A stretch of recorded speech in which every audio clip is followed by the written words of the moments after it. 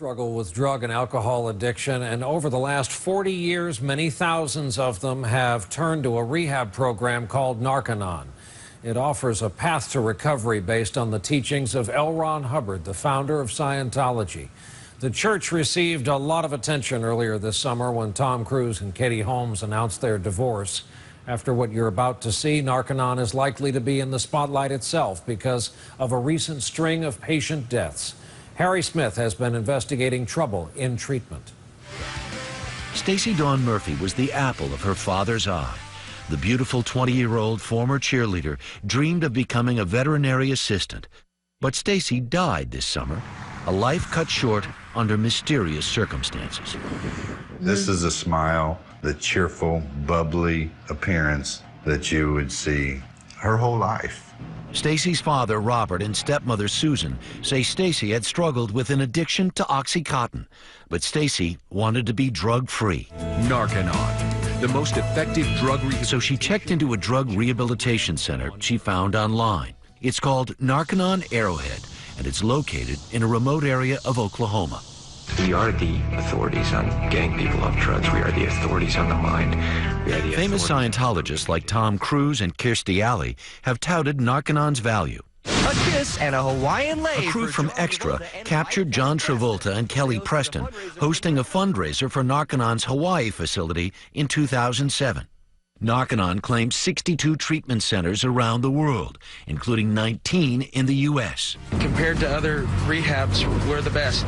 Oklahoma's Narconon Arrowhead is the worldwide flagship facility for Narconon.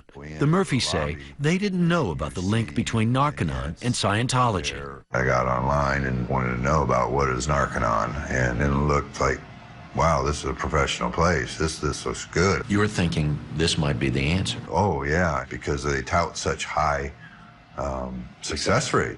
A remarkable success rate of 75%. Narconon's method of rehabilitation is unorthodox. Patients are called students, and they study a series of 8 books based on the writings of Scientology founder L. Ron Hubbard. She says, they got us doing this weirdest stuff, Daddy. She says, we have to sit in front of another student and yell at them and curse at them and say awful things about them, and they're not allowed to react in any aspect whatsoever. And I says, honey, all I can say is they're professionals here. How much did it cost to put Stacey in there? Well over $30,000. $30,000? Yes. I can't even believe it. It works. Narconon advertises itself as a non-medical rehabilitation program. Its unconventional methods include 5 hours a day in a sauna for 30 straight days and megadoses of the vitamin niacin. Drug residues. Hubbard claimed the program will rid a body of the toxic residue of drugs. He believed any drug is essentially a poison, and even medicines create a barrier to spiritual well-being. The detox is part of a larger system of life skills training that many Narconon graduates told us have helped them lead drug-free lives. 6 weeks into Stacey Murphy's stay, she went home for a one-day visit. According to Narconon clients interviewed by the local sheriff's department, upon her return, Stacey used drugs she had smuggled back into the facility. The sheriff's report says she was put in a withdrawal unit, where she was left unsupervised for several hours. By the time a staff member looked in on her, she was dead. Murphy said he frantically called the Narconon Arrowhead CEO, Gary Smith, for an explanation. I said, did the physician look at her? And he says, no, he was not here at the time. Did the nurse look at her and observe her and stay with her? And again, he said, well, we're looking into that. We're investigating this. But Stacey Murphy isn't the first person to die at Narconon's Arrowhead facility here in Oklahoma. In fact, she's the 3rd person to die here in less than a year. Family members of the deceased are mystified that law enforcement and regulatory agencies haven't done more to investigate. Hillary Holton was just 21 years old when she died in her Narconon dorm room in April. The cause of death has not yet been determined. Gabriel Graves was the father of 2 beautiful girls. The 32-year-old was found dead in his bed at Narconon last October. It seems like it was just yesterday. Gabe's mother and stepfather, Shirley Ann and Emmett Gillum, say they want answers from Narconon too. I felt like they were leading me to believe he overdosed, and I was devastated. But the autopsy report showed only trace amounts of morphine in Gabe's system, and the cause of death remains a mystery. It needs some type of monitoring. I mean, what the heck's going on? The Gillums say Gabe spoke to them about a drug rehabilitation center that was anything but drug-free, a place Gabe said drugs were used by some as barter for sex. He said that it was one of the easiest places he's ever been to get drugs if you want them. He said there were drugs offered for exchange of physical favors. So the people at Narconon offer drugs to the patients in exchange for sex? Female patients is what he told me. A former client and a former employee both told us similar stories, but Narconon Arrowhead denies the allegations. We learned the only doctor affiliated with the facility does not work there full-time. A nurse was found guilty of Medicaid fraud, and other staff members have criminal records as well. Did you feel like they were completely forthcoming with you on the phone in terms of who they were, No. what their procedures were? No. I, number one, said, I do not want my son indoctrinated into Scientology here, and I mean it, and we don't do that. They said we don't do They that. said, no, we do not do that at all. When I talked to Gabe about it, he said, oh, that's their whole thing, trying to get us to be Scientologists. Really? That's what Gabe said to me. The Church of Scientology has supported Narconon since its inception, but officials from Narconon insist it is a non-religious program, and they say they don't use it to recruit new members for Scientology. Narconon Arrowhead is not the only facility with troubles. Narconon's largest rehab center in North America, Three Rivers in Quebec, Canada, was shut down in April because it failed to meet new health and safety standards. The health minister said there was no medical supervision and the center posed a risk for the patients. The scam begins. David Love has a history of health and drug problems. He completed Narconon's program at Three Rivers in 2009. At the time, he seemed sold.